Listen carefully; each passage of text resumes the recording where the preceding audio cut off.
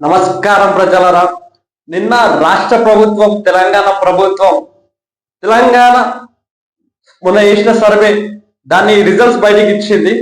కులగణన survey results బయటికి ఇచ్చింది. ఇందులో రాష్ట్ర ప్రభుత్వం చెప్పిన లెక్క ప్రకారం 56.33% మంది బీసీలు ఉన్నారు.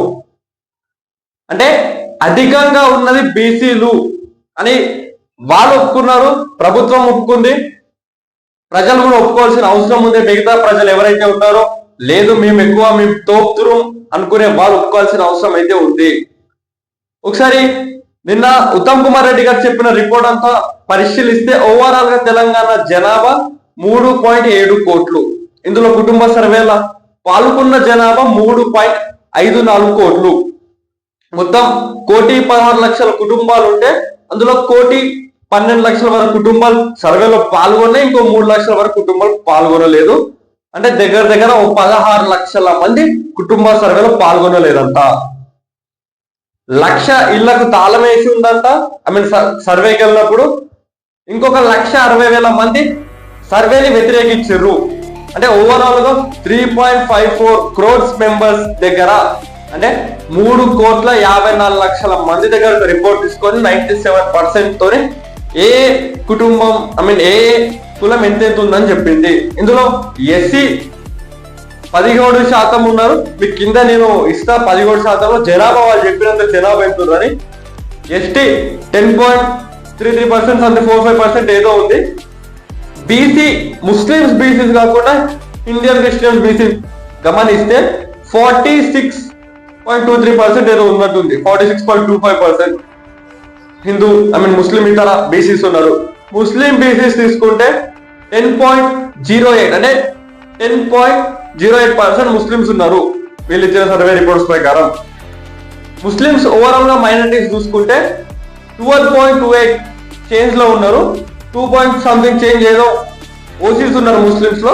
బట్ ఓవరాల్ గా కొంచెం తేడా కొట్టిన విషయం ఏదంటే ఓసీస్ 13.31% ఓసీస్ ఉన్నారు, నాన్ ముస్లిం ఓసీస్. ఓవరాల్ ముస్లిం 15% చేంజ్ ఉన్నారు. నేనేమనుకున్నా అంటే నాన్ ముస్లిం ఓసీస్ ఒక 10 to 10.5 మధ్యలో ఉంటారు, ఓవరాల్ ఒక 13% ఉంటారేమో అని అందరు అనుకున్నా. 15% ఓసీస్ ఉన్నారని తెలంగాణ ప్రభుత్వం రిపోర్ట్ ఇచ్చింది.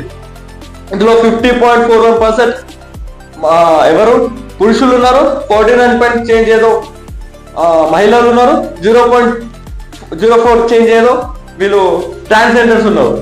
సో ఇది తెలంగాణ గవర్నమెంట్ ఇచ్చిన రిపోర్ట్.